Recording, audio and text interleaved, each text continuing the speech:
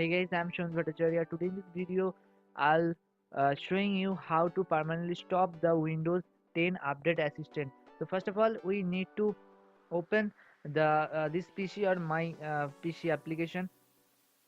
Then go to the local disk or C drive. Then here is a Windows 10 Upgrade folder. Now open it. Okay. So there is a 9 application, 11 extension, and one configuration settings. uh, just block the internet connection of the 9 application. So first of all, so then go to the search option and then type fire. Then a pop-up or option will show you. Then a Windows firewall with advanced security, just click on it. Then a dialog box is open. Just click on the inbound rule. Okay. Then once more dialog box open and there is a new rule and click on it.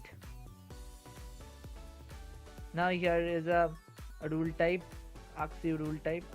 Select program, then next, then choose the path. Then open the same folder, Windows 10 upgrade. Then select the 9 application one by one. As you can see, just click on it and open. Then click on the block internet connection. Make sure the click on the block in the connection.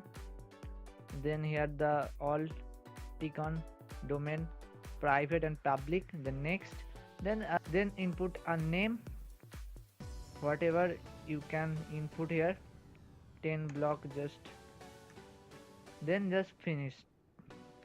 So simultaneously you proceed this process, and here the 9 is completed. Then you stop the um, Microsoft Updater Assistant 10. So if you like this video, please hit the subscribe button and hit the like button, and don't forget to subscribe us. Thank you, goodbye, and take care.